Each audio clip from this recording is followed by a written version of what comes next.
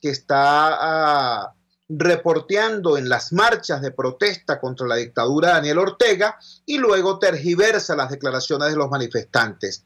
Esa persona es un sujeto llamado Osvaldo Rivero, conocido acá en Venezuela como Cabecemango, un sujeto que todo el mundo sabe es sencillamente un activista del gobierno, es un activista madurista, no es exactamente un comunicador social, no es una persona que tenga por oficio y por vocación el periodismo. Es, repito, un activista del gobierno que ha generado esta protesta. Entonces tenemos una noticia muy positiva, el premio Roche Latinoamericano de investigación, de periodismo de investigación, premio que enaltece al verdadero periodismo de este país, y esta información que sencillamente nos obliga pues a lanzar este alerta y a decirle a nuestros hermanos nicaragüenses que el periodismo venezolano está al lado de la lucha por la libertad en Nicaragua, en Venezuela y en cualquier parte del planeta. Y jamás siendo connivente con una situación tan terrible como la masacre que está perpetrando Daniel Ortega contra su propio pueblo. Otra de las noticias más importantes de las últimas horas fue la referida a la salida del Partido Acción Democrática de lo que queda de la Mesa de la Unidad Democrática, de la MUD. Como ustedes recordarán, el Partido Acción Democrática ganó 13 de las 20 y tantas elecciones regionales que se hicieron en la MUD para seleccionar los candidatos a gobernadores. Es decir, la última vez que se contó la MUD internamente, Acción Democrática ganó en más de la mitad del país. Y efectivamente, de 5 gobernaciones que se obtuvieron en aquel proceso, 4 correspondieron a gobernadores de Acción Democrática. Esa es la importancia relativa que tiene ese partido dentro de esa alianza. Bueno, se salió Acción Democrática de lo que quedaba de la MUD. Decimos lo que quedaba porque la MUD era básicamente una alianza donde estaba desde María Corina Machado hasta Henry Falcón, pasando por todos los demás liderazgos y organizaciones, y esa ya no era la situación, pero la salida de AD lo deja mucho más en evidencia. Escuchemos partes de unas declaraciones que dio Henry Ramos Alup ayer a la salida de la sesión solemne con motivo del 5 de julio en la Asamblea Nacional. Escuchemos. A nosotros le informamos hace un par de días a los compañeros de la Mesa de la Unidad Democrática, algunas organizaciones con las que estamos reunidas, que a consecuencia de los problemas operativos que habíamos tenido últimamente, vale decir la dificultad para cumplir el acuerdo que habíamos firmado 22 organizaciones políticas desde julio del año pasado, 19 de julio del año pasado, que le anunciamos ante el país, más las dificultades operativas que hemos tenido para designar el secretario ejecutivo de la mesa, que nosotros pensábamos que ante el apremio de la situación nacional, la necesidad de hacer giras al interior, cosas que también hemos planteado en numerosas ocasiones, nosotros íbamos pues a separarnos de la mesa y a iniciar nuestras giras por el interior con la finalidad de ejecutar un programa que hemos propuesto entre todos, pero que lamentablemente hasta ahora no se ha podido desarrollar.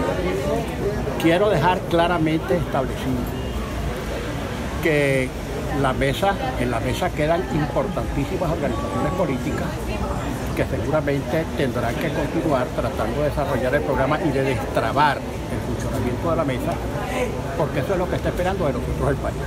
Y les quiero decir que en la reunión que informamos esto no hubo ni ninguna confrontación, ni ningún choque de organizaciones. Es más, fue una reunión más que amistosa, muy cordial y muy madura de mucha altura. Les quiero repetir que esto no significa que nos hemos enfrentado con otras organizaciones políticas ni esas organizaciones con nosotros, sino que por estos problemas operativos que están a ojos vistas, que no las podemos seguir negando, que existen porque existen, sin que nadie se lo haya propuesto expresamente, pero tuvimos esa dificultad y creemos que esto hay que destrabarlo necesariamente. Cualquier evento...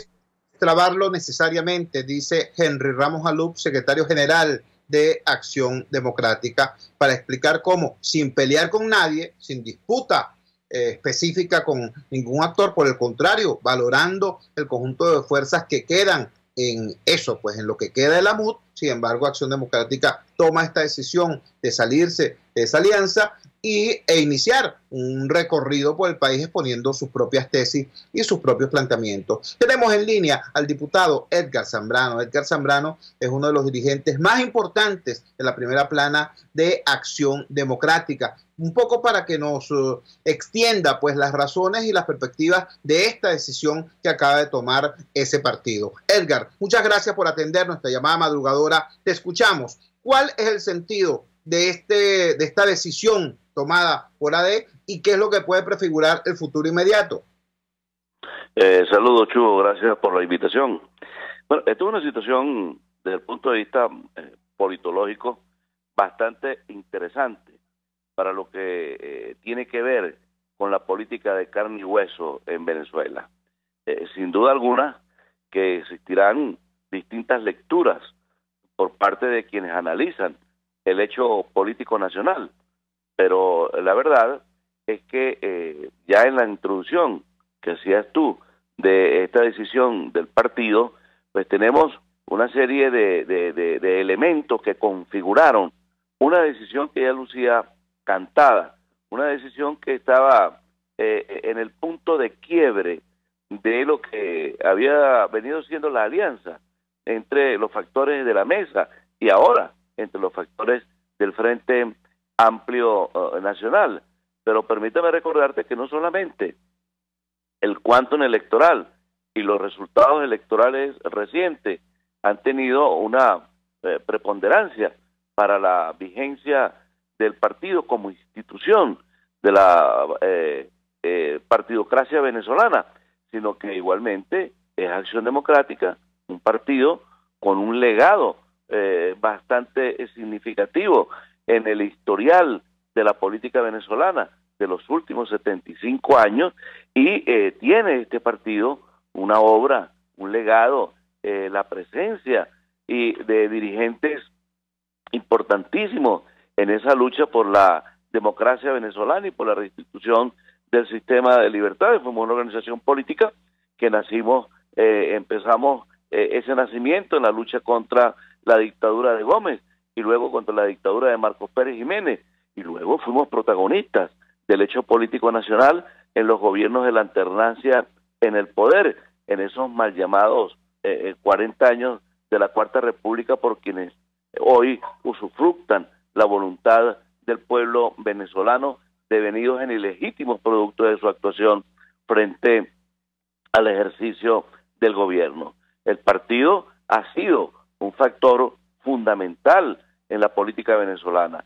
Acción Democrática ha tenido una permanente presencia y quizás tú, Chu, en los últimos años has sido testigo de el ímpetu, el impulso que le ha dado Acción Democrática al criterio de una unidad monolítica, estratégica, que nos permita concursar más allá de una eventual cargo de elección popular, sino que nos permita construir el camino para tener criterio de éxito frente a la propuesta del gobierno.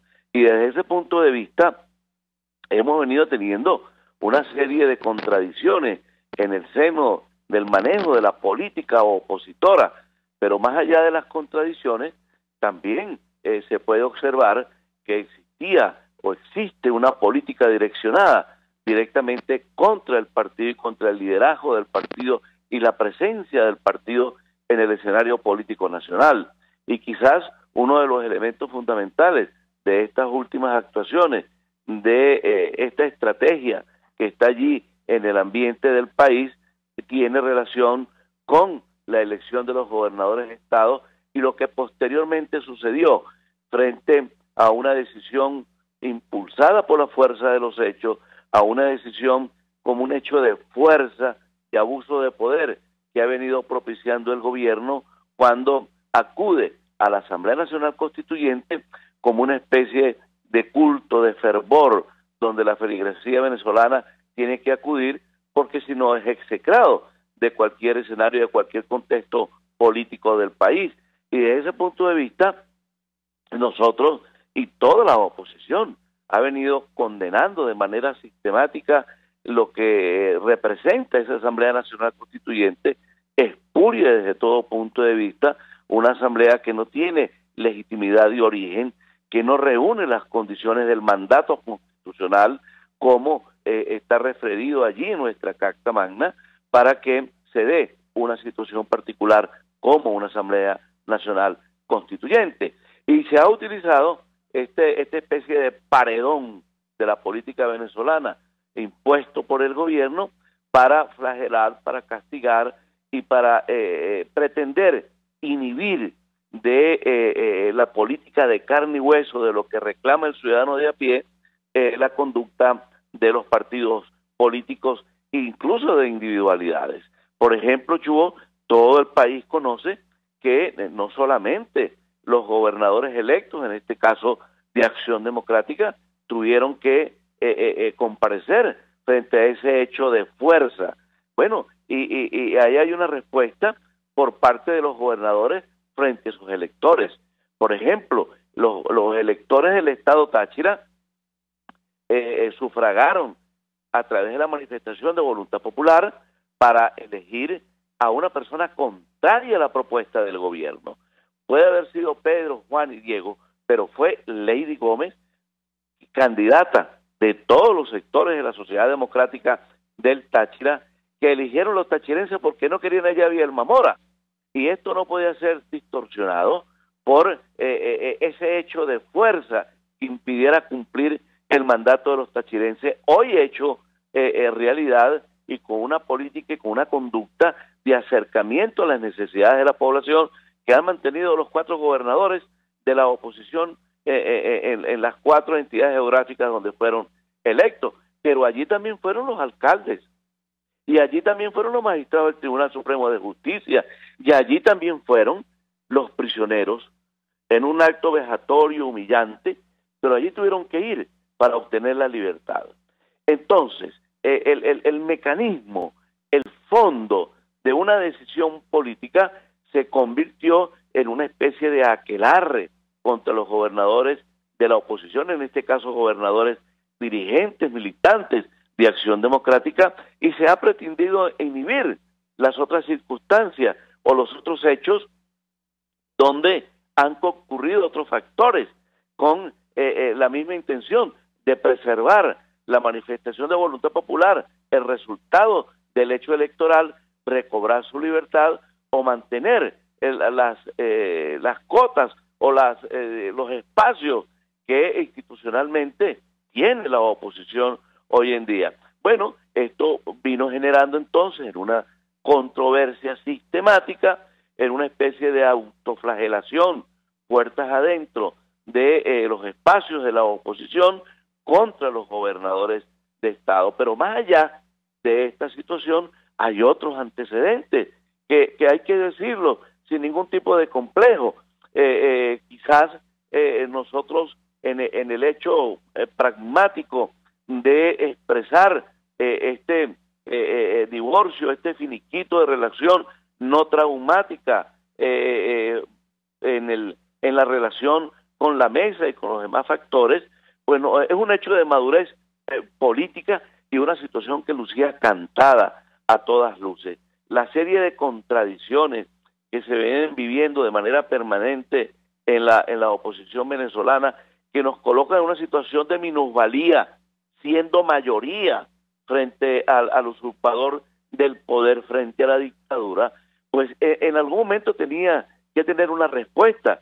En esta oportunidad fue de Acción Democrática. A lo mejor algún otro partido puede tener una visión, un criterio, un análisis o una estrategia similar a la del partido, que a lo mejor expresarán o a lo mejor continuarán haciendo un esfuerzo por morigerar la situación interna de esta trampolín de la oposición, de este centro de la diáspora ideológica, la diversidad, de la pluralidad en Venezuela, que fue anteriormente la coordinadora, que luego fue la Mesa de la Unidad y que hoy es el Frente Amplio Nacional. Pero cómo no expresarle a los venezolanos, por ejemplo, que no hubo candidato unitario en el país porque no existió la voluntad política para ello. Caramba, te agradezco, Edgar. Era el diputado Edgar Zambrano, uno de los más calificados dirigentes de Acción Democrática, explicando entonces en las coordenadas, los elementos que dieron lugar a la decisión de ese partido de salirse de lo que queda de la Mesa de la Unidad Democrática, de la MUD, sin conflicto, sin pelear, sin altercado con ninguna otra fuerza, pero diciendo claramente ese ya no es el escenario para poder coordinar la acción opositora, porque está trabado por sus propias contradicciones internas y por sus propios problemas operativos. Yo le agradezco a Edgar que nos haya atendido y que nos haya dado además estas otras cosas, ¿no?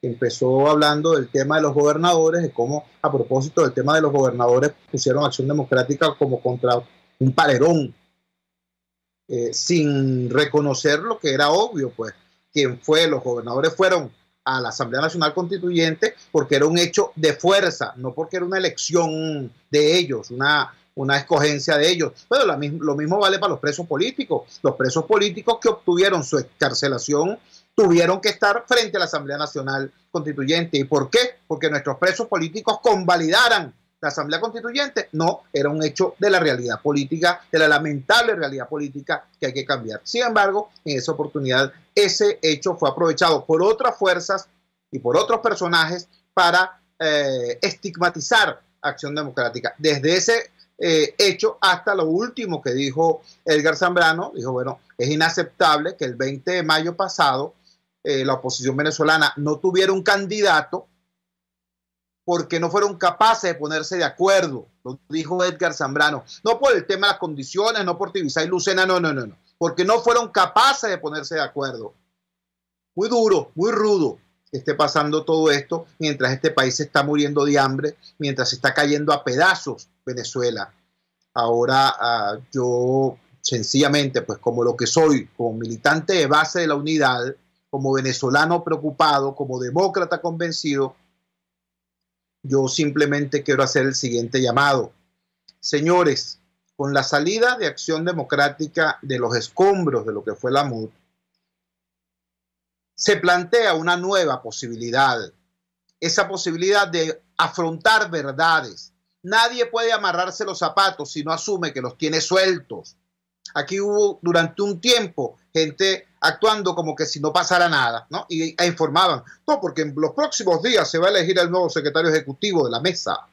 No vamos a hacerle una propuesta al país, sin asumir que la Mesa de la Unidad Democrática ya no existe en tanto que tal. La Mesa de la Unidad Democrática era toda la oposición venezolana, desde María Corina Machado hasta Henry Falcón, pasando por AD, por Voluntad Popular, por Un Nuevo Tiempo, por Primero Justicia, por la Causa R, por todas esas organizaciones, ¿entiendes? Eso era la MUD. Cuando le quitas un pedazo acá, cuando el otro pedazo se va, entonces estamos en presencia de otra realidad. Pero seguían hablando como que si no estuviera pasando nada. La salida de AD pone en evidencia cuál es la realidad. Una MUD sin María Corina, sin Ledesma, sin Falcón, sin Acción Democrática, es como un arroz con pollo sin pollo. Es decir, es algo que absolutamente no sirve para nada en esos términos. ¿Qué está planteado entonces? Está planteado que las fuerzas que están allí, que las fuerzas que están en toda la oposición, tengan la madurez para establecer un mecanismo. Yo no estoy hablando de una nueva alianza, no. Estoy hablando de que definan una suerte de bisagra, un mecanismo de comunicación que les permita, en primer lugar, ubicar cuáles son sus coincidencias, en segundo lugar, aislar sus diferencias, empezar a trabajar juntos, pero de verdad, porque repito, no se trata de que fulanito es más bonito, o aquel partido es más bello, o fulano de tal tiene el ego más grande, o que aquel dijo que no se sentaba más en la mesa con fulano. No, no se trata de eso. Se trata de que nuestros niños están muriendo de hambre. Se trata de que nuestros ancianos están muriendo por falta de medicinas. Se trata de que los venezolanos ya no emigran, están huyendo a pie. Y quiero decir algo muy claro. Las personas que se están yendo de Venezuela se están yendo no porque acaban de descubrir que Maduro es malo. No, eso lo saben hace muchísimo tiempo. Las personas que se están yendo porque ya no tienen esperanza de que haya una posibilidad de cambio en este país. Y eso es responsabilidad de la dirigencia opositora. Distingamos entonces dos conceptos que son muy claros. Uno es el de la culpa, el otro el de la responsabilidad. Todo esto que está pasando en Venezuela es culpa del gobierno. Por supuesto que lo es.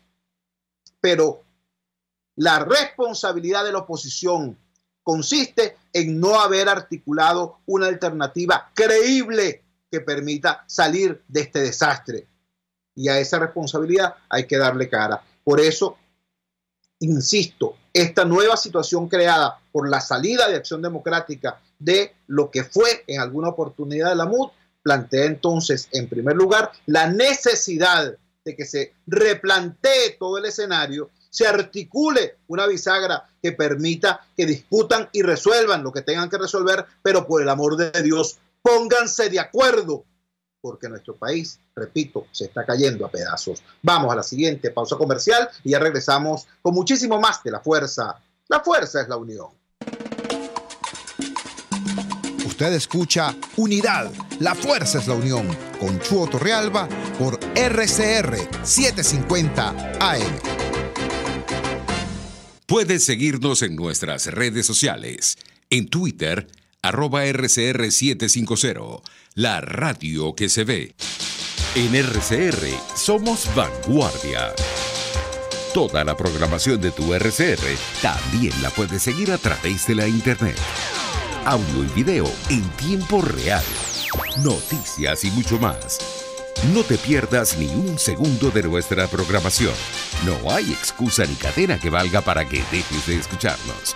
Ingresa a rcr.tv, la radio que se ve. Opinión, ideas en debate. Usted escucha a Chuo Torrealba en Unidad, la fuerza es la unión, por RCR.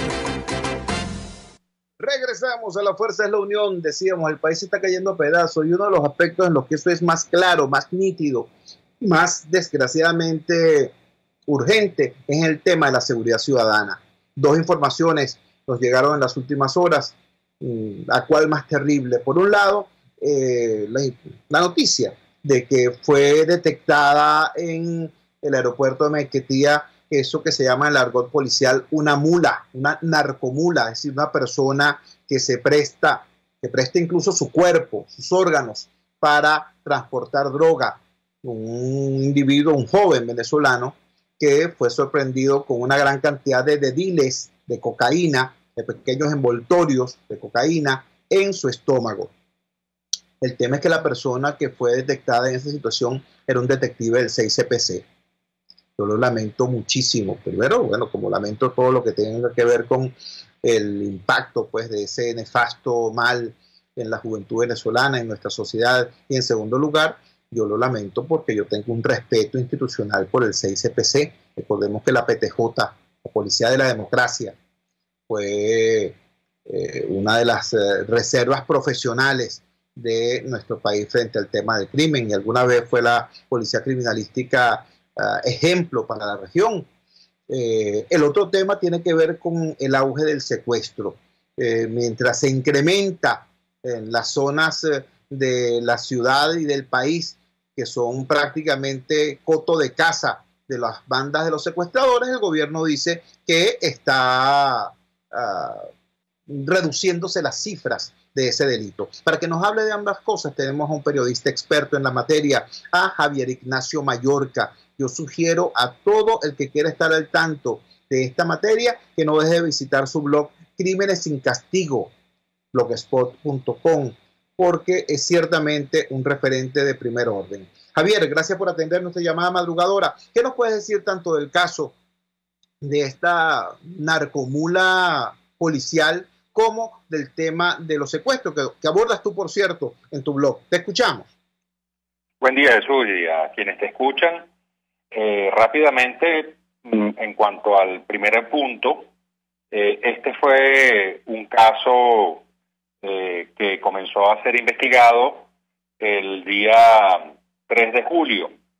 El caso lo lleva adelante la Guardia Nacional, el Comando Antidrogas, con sede en Maiquetía, quienes fueron los que iniciaron el procedimiento Básicamente, no porque ellos supieran que el detective de la Policía Judicial, Cherry Castro, llevaban, digamos que era un agente y que llevaba la droga, sino porque lo detectaron en una actitud, lo que ellos llaman sospechosa, en los pasillos del aeropuerto, y cuando intentaron profundizar en la revisión a sus pertenencias y a su propio cuerpo, pues este nervio se hizo patente.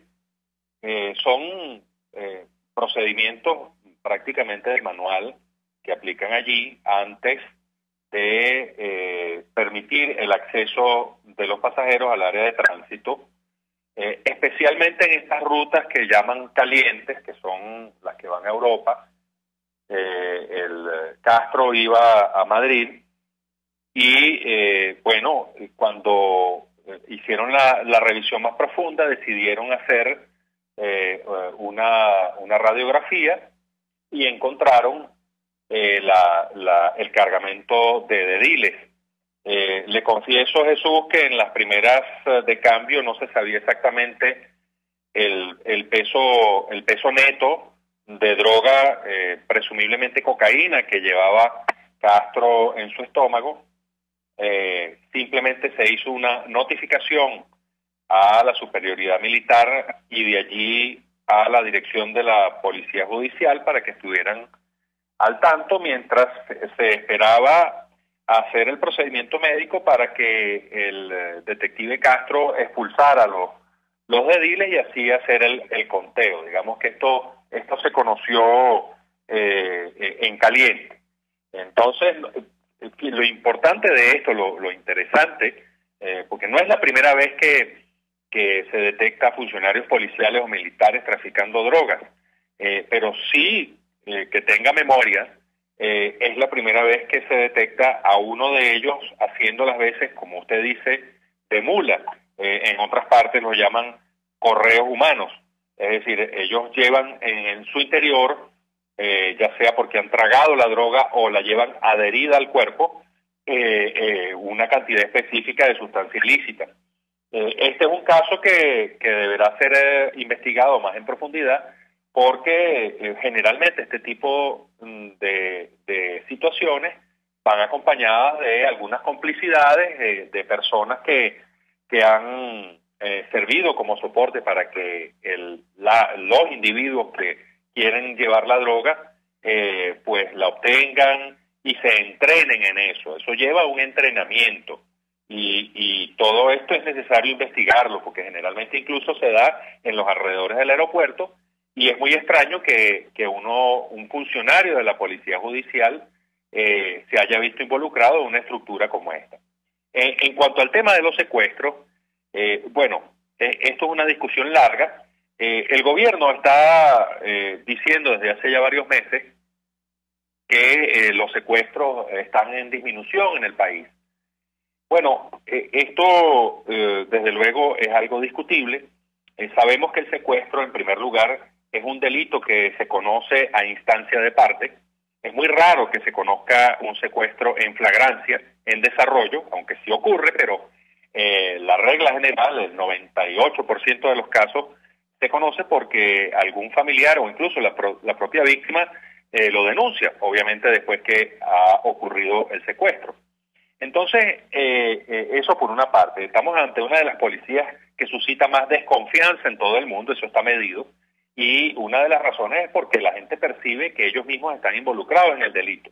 Entonces, eso disminuye la posibilidad de que la gente acuda a estos cuerpos de seguridad para denunciar los secuestros. Ese ya es un factor que empieza a introducir ruido en esa certeza que nos intenta transmitir el gobierno en cuanto a que el secuestro disminuyó. Realmente lo que pasa es que están conociendo menos casos, aunque la cifra real podría ser igual o mayor que la del año pasado.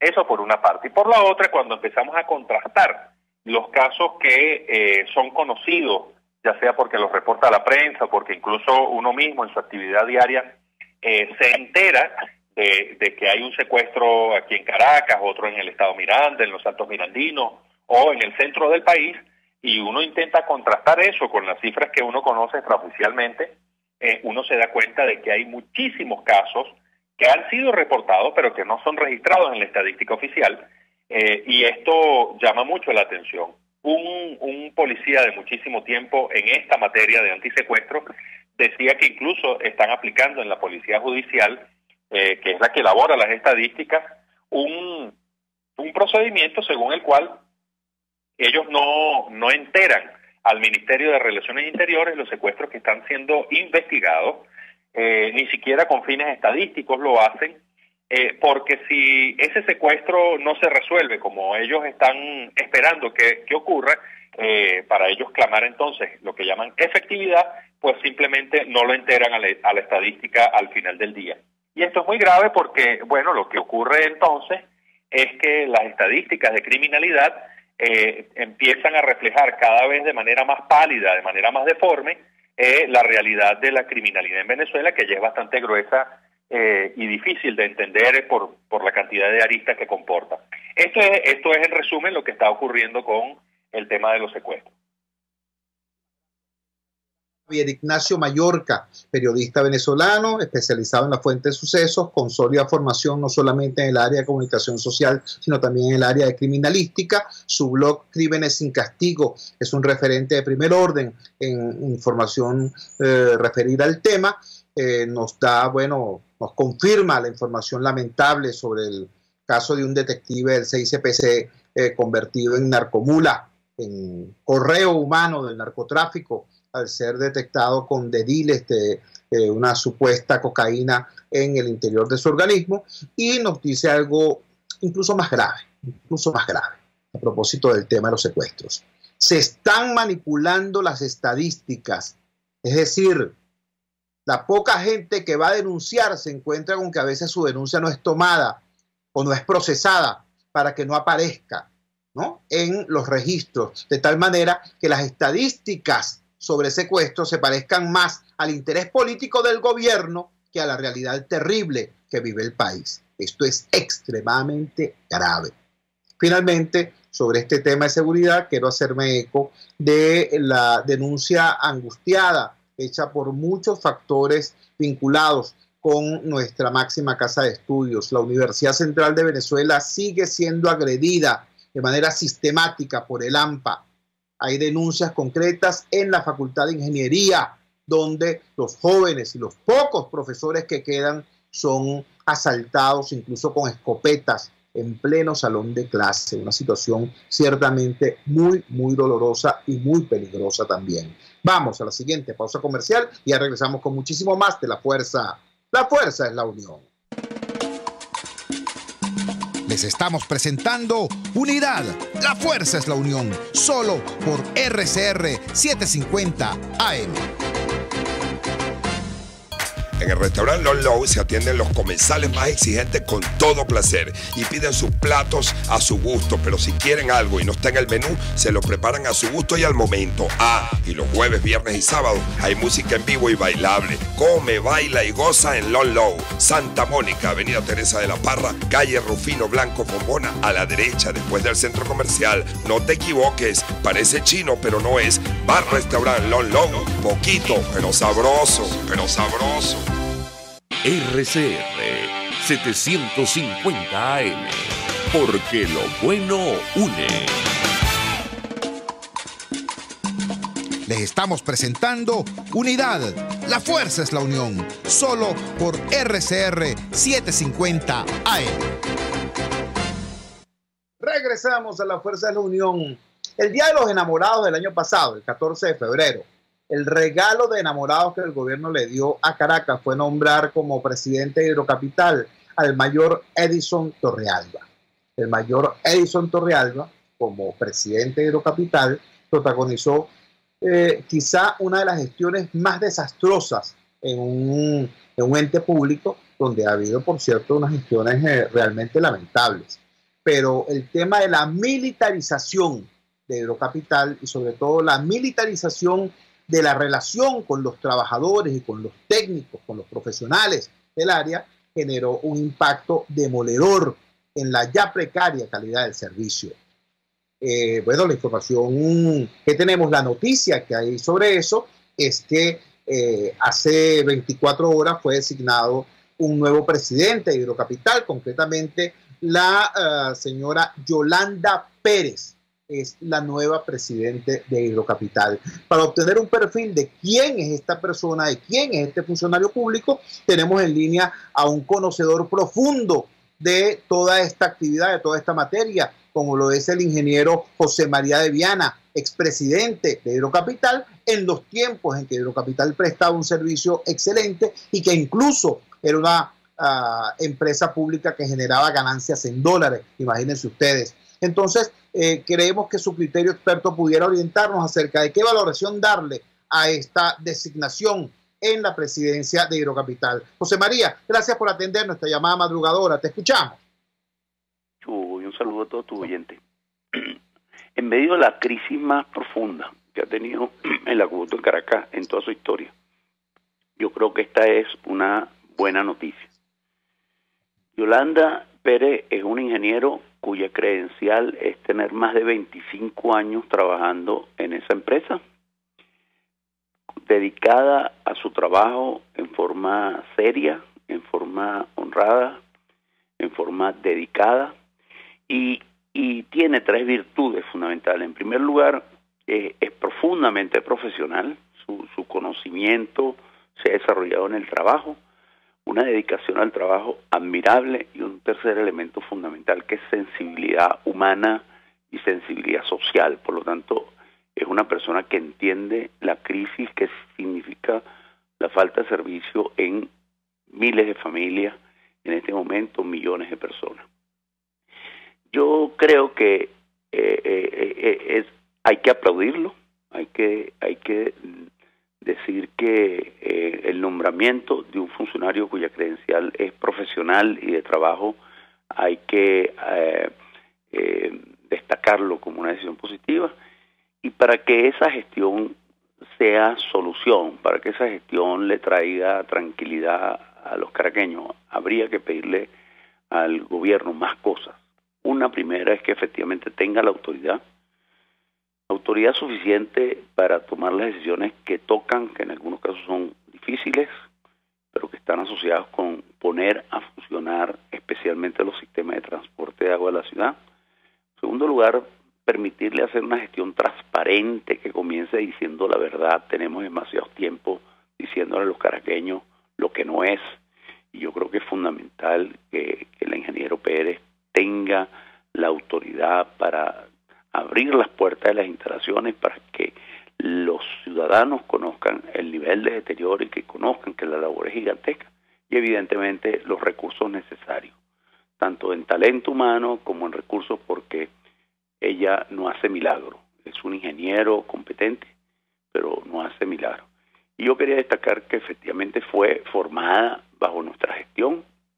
Esta joven ingeniero se formó durante los años de la Hidrocapital, que daba agua, que prestaba servicio, que atendía a la gente, que era transparente, que no se ponía franelas de colores, y yo creo que ella sabe perfectamente bien lo que ese servicio le falta para ser bueno. Es una tarea gigantesca en un momento muy complicado, con recursos muy escasos, y yo no tengo más que una palabra de admiración por la dedicación de esta joven, y bueno, y el mejor de los deseos, para el bien de todos los caraqueños, que esto sea una noticia en la dirección de aliviar la angustia y el dolor de los caraqueños que hoy sufren un servicio muy malo. José María, te agradecemos altamente que nos hayas regalado estos minutos en esta madrugada del viernes 6 de julio. Era José María de Viana, expresidente de Hidrocapital, alguien con una mirada absolutamente clara y crítica frente a lo que ha sido este proceso de destrucción institucional, y que hoy en esta madrugada nos dice: este nombramiento de Yolanda Pérez es un nombramiento en la dirección correcta. Yolanda Pérez como nueva presidenta de Hidrocapital. ¿Por qué? Porque es una persona profesional, porque es una persona formada en la institución, porque es una persona civil y que tiene sensibilidad social. Es decir, un conjunto de elementos importantes que hacen de ese nombramiento un nombramiento coherente con la crisis que vive ese servicio. Advierte José María de Viana que debe estar acompañado con darle a este funcionario la autoridad necesaria para tomar las decisiones que tiene que tomar y los recursos necesarios para que esas decisiones en efecto puedan traducirse en hechos. Nosotros acompañamos esa expectativa positiva, creemos que es importante dar el beneficio de la duda, porque así como hemos nosotros criticado con mucha fuerza lo malo, ustedes recuerdan que fue precisamente en este programa, fue precisamente la Fuerza es la Unión quien enfrentó la gestión de Edison Torrealba en Hidrocapital y quien denunció el desastre que ocasionó incluso la muerte de un trabajador de Hidrocapital cuando se abrieron las compuertas mientras esta persona estaba trabajando dentro de una tubería el sábado de Gloria en Semana Santa. Ustedes lo recuerdan, aquí no hay 15, aquí simplemente, bueno, lo malo se condena y lo positivo se saluda. Ahora, hay otra situación que tiene que ver con servicio público que lamentablemente sí es de signo preocupante, tremendamente preocupante. Es lo que está pasando en el sector eléctrico. La última información que tuvimos sobre el tema de la discusión contractual entre el Estado, entre el gobierno y los trabajadores de Corpoelec es que está trancada esa discusión. El gobierno no quiere pasar de una oferta de 12 millones mensuales como salario, y eso incluye salario, auxilio eléctrico, auxilio familiar, transporte, lo que ellos llaman bono de guerra económica y otras necesidades. Todo eso no pasa de los 12 millones de bolívares y usted y yo sabemos que eso no significa absolutamente nada a los efectos de mantener una familia durante un mes. Tenemos en línea a Aixa López. Aixa López es concejal de Caracas, del municipio Libertador, y es una de las personas que desde el Comité de Usuarios del Servicio Eléctrico ha tenido un activismo ciudadano muy importante en esta materia. Aixa, gracias por atender nuestra llamada madrugadora. ¿Qué es lo que tenemos por delante los caraqueños? Esta ciudad que alguna vez se dijo estaba blindada de los apagones y que ahora vive de apagón en apagón. Te escuchamos.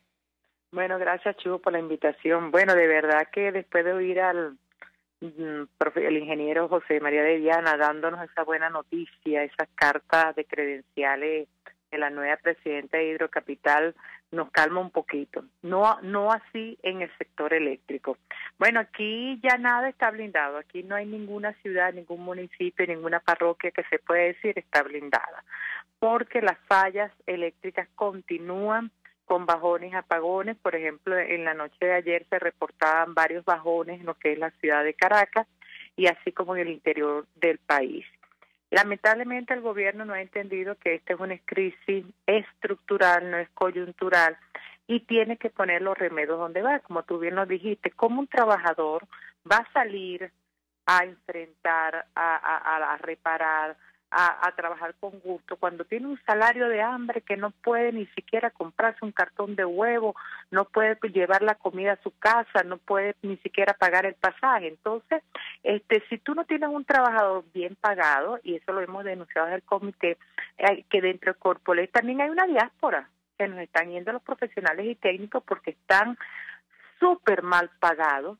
Entonces no tienen ni las dotaciones mínimas, no se dan cuenta que las botas las necesitan porque ese es un trabajo de alto riesgo, los guantes, los implementos, los insumos, los camiones extras. Entonces no han entendido que Corpoelec debe actuar estructuralmente, no poner pañitos calientes y por supuesto no tener una mano calificada para enfrentar esta crisis eléctrica que tenemos.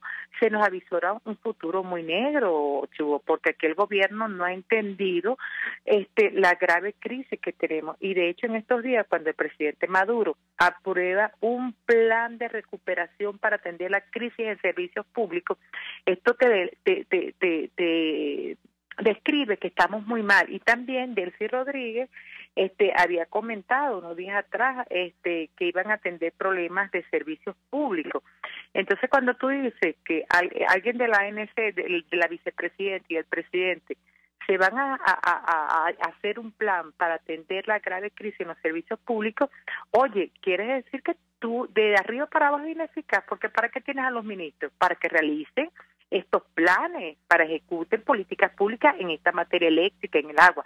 Si tú tienes que atenderlo, quiere decir que todo, desde el presidente para abajo, es ineficaz. Esto no sirve para nada. Aixa, te agradecemos altamente que nos hayas regalado tu visión sobre este tema. Era Aixa López, coordinadora del Comité de Usuarios del Servicio Eléctrico en la región capital y concejal del pueblo caraqueño en la Cámara Municipal de Libertador. Vamos a la siguiente pausa comercial y ya regresamos con muchísimo más de La Fuerza. La Fuerza es la Unión. Les estamos presentando Unidad, la fuerza es la unión, solo por RCR 750 AM. Puedes seguir nuestra programación a través de rcr.tv, la radio que se ve. K-Export te ofrece el servicio de reempaque totalmente gratis y consiste en consolidar tu carga en el menor volumen posible para que llegue en perfecto estado y economizar el costo de tu envío. Infórmate por su correo info@kexport.net o llama en Panamá al 507-6020, 507-1927. En USA 1305-514-2500. K-Export cubre todo el territorio nacional. K-Export, déjalo todo en nuestras manos.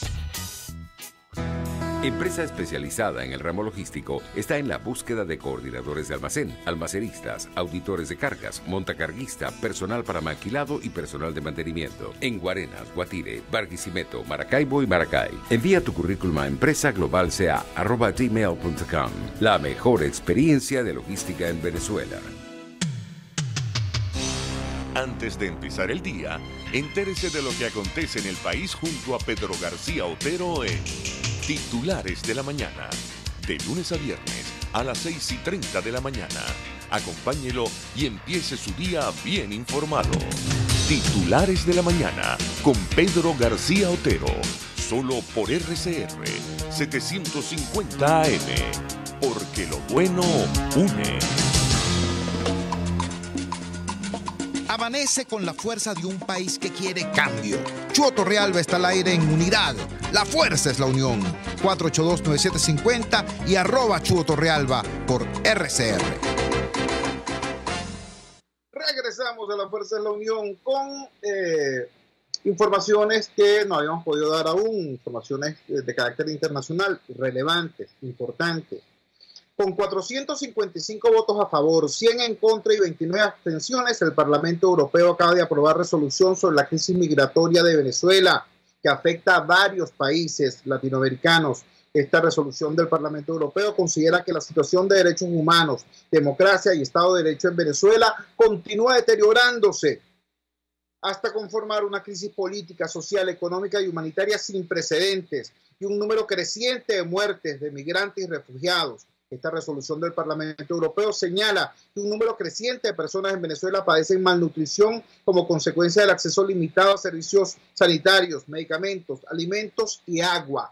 Esta resolución del Parlamento Europeo, por cierto, también insta a fortalecer y hacer más agudas las sanciones contra individuos, contra funcionarios y a tener mucho cuidado de que ningún tipo de sanción vaya a afectar al conjunto de la población. Esto ocurrió en el Parlamento Europeo, pero no fue la única noticia de esta naturaleza que se produjo en las últimas 48 horas. También en el Consejo, en el 38 periodo de sesiones del Consejo de Derechos Humanos, hubo una intervención conjunta sobre la situación de los derechos humanos en Venezuela.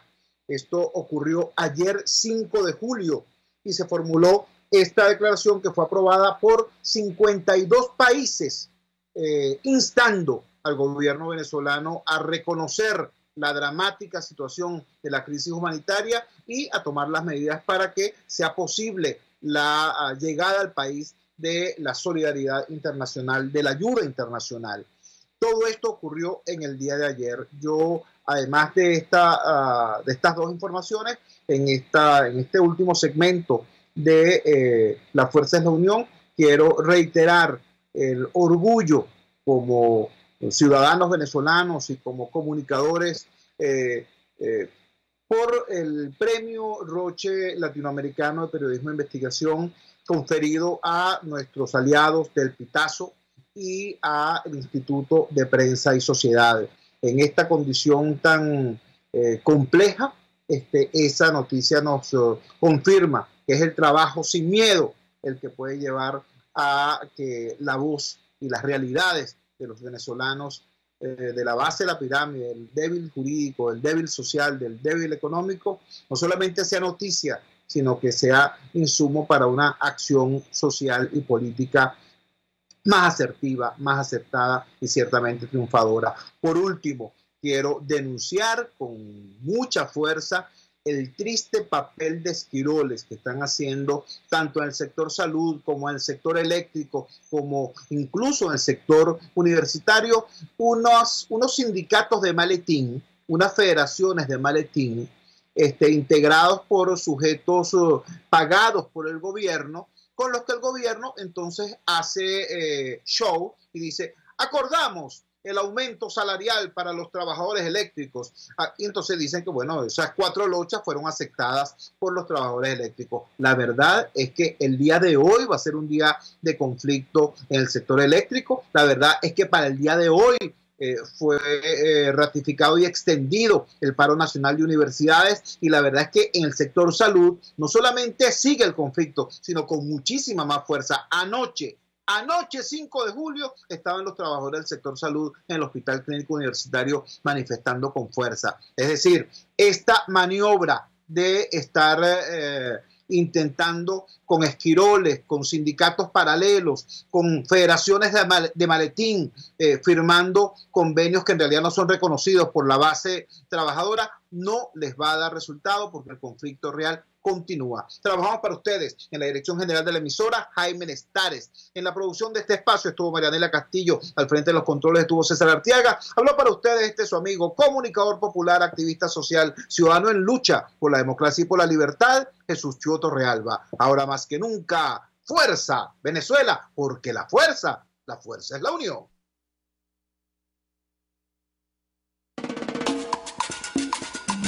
RCR presentó Unidad.